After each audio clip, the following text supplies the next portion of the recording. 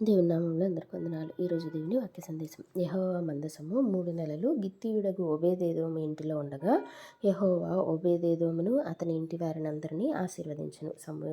2 సమూయేలు గ్రంథము 6వ అధ్యాయము 11వ వచనం. ఇక్కడ దేవుని మందసం 3 నెలలు ఎవరింట్లో ఉందంటండి? ఓబేదెదోము ఇంటిలో ఉంటే అప్పుడు దేవుడు అతన్ని అతని ఇంటి వారినందరినీ ఆశీర్వదించాడు అని రాయబడి ఉంది. 3 నెలలు మందసం ఉంటేనే ఆశీర్వదింపబడ్డాడు. మరి దేవుడు నిత్యము మనతో మనం ప్రార్థన చేస్తూ ఉన్నాం, మనం విశ్వాసులం అని చెప్పుకుంటున్నాం, మందిరానికి వెళ్తున్నాం. మరి మనం ఎందుకు ఆశీర్వదించబడడం లేదు అంటే మన ప్రవర్తన, లేకపోతే మనం దేవుణ్ణి అనుసరించే విధానంలో ఎక్కడన్నా లోపం ఉందేమో మనం ఆలోచించుకోవాలి. 3 నెలలు ఉంటేనే మందసం ఇంట్లో ఉంటే ఆశీర్వదింపబడ్డాడు కదా.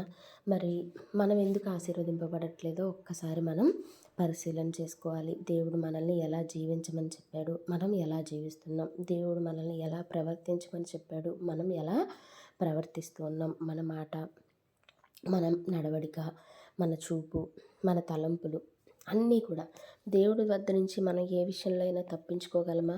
ఏదైనా దేవుడికి కనపడింది ఏదైనా ఉందా? ఏదీ లేదు కదా. మన తలంపులు, ఊహలు, ఉద్దేశాలు అన్నీ కూడా దేవుడికి తెలుసు. రాసి ఉంటుంది కదండి కీర్తనల గ్రంథంలో, నా నోట మాట రాక మునిపే అది నీకు తెలుసు, నాకు తలంపు పుట్టక మునిపే అది నీకు తెలిసి ఉన్నది అని. అటువంటి దేవుడికి మరి అన్నీ తెలిసిన దేవుడికి మనం ఏమైనా దాయగలమా? ఏమీ లేదు కదండి. కాబట్టి మన ప్రవర్తన దేవుని ఎదుట సరిగా ఉన్నట్లయితే, దేవుడు చెప్పినట్లు మనం కనుక జీవిస్తున్నట్లయితే మనం కూడా ఖచ్చితంగా ఆశీర్వదించబడతాం. దేవుడు ఆశీర్వాదం అంటూ ఇవ్వడం మొదలు పెడితే దానిని ఎవ్వరూ ఆపలేరు. దేవుడు ఇవ్వద్దు అనుకుంటే దానిని ఎవ్వరూ ఇవ్వలేరు. యెహోవా సెలవు లేనిది మాట ఇచ్చి నెరవేర్చగలవాడెవడు అని వ్రాయబడి ఉంది.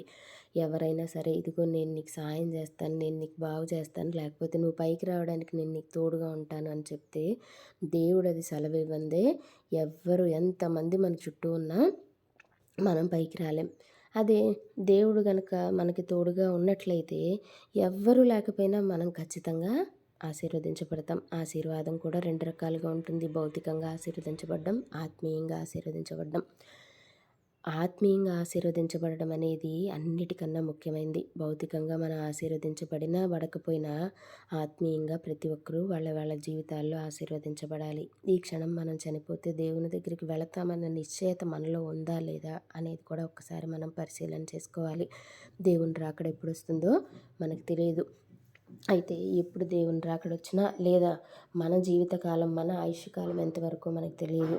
ఎప్పుడు ఏది ముందు జరిగినా మనమైతే దేవుని దగ్గరికి వెళ్తామన్న నిశ్చయత మనలో ఖచ్చితంగా ఉండాలి. అలా గనక మనం జీవించగలిగినట్లయితే అది ఎంతో సంతోషకరం, ఎంతో దీవెనకరం.